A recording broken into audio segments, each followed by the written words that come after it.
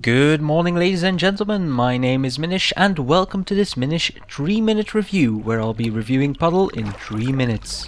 Puddle is a physics-based puzzling game developed by Nico Entertainment. It's currently available on all platforms and has only recently been released for PC.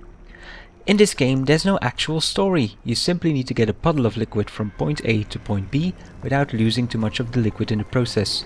You do this not by controlling the liquid but by tilting the level. There's no way to directly control your puddle. It's a very simple mechanic and the game only requires the use of 2 buttons, one to tilt the game world left and one to tilt the game world right.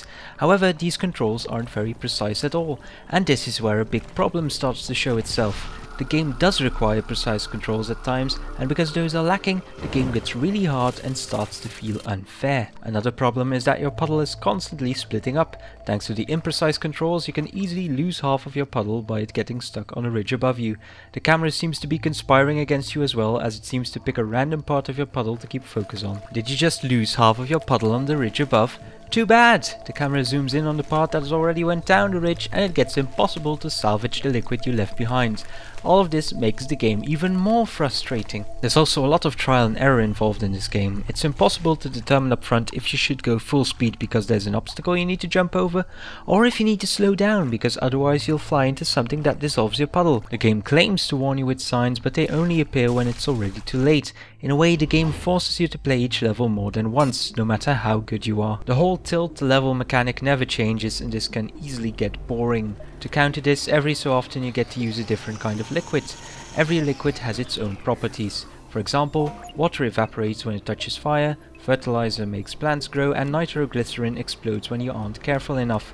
This may sound like a good way to keep the game interesting, but it doesn't impact the gameplay as much as you would think.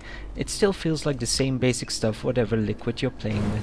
Now, you might have noticed that the graphics in this game aren't bad at all. In fact, they look pretty good. There are a lot of different themes for the levels as well, ranging from a garden to the human body. There aren't a lot of graphical settings though, you can only change the resolution and turn VSync on or off. Now we still haven't talked about the sound, and the sound in this game isn't anything to write home about. It's there but it doesn't stand out, it's all kind of bland and generic. In conclusion, I usually like physics games and I was really looking forward to playing Puddle. However, while Puddle might be a good looking game, this doesn't stop the controls from making me want to punch a hole through my computer screen. Combine this with the forced trial and error and the horrible camera and we can conclude that it's a miracle that I haven't tried jumping out of my bedroom window yet. I sadly have to say that I didn't enjoy my time playing Puddle at all, and I would discourage anyone from buying this flawed game. Once again, my name is Minish, thank you for watching and please subscribe for a new video each Saturday and some extra unscheduled videos during the week.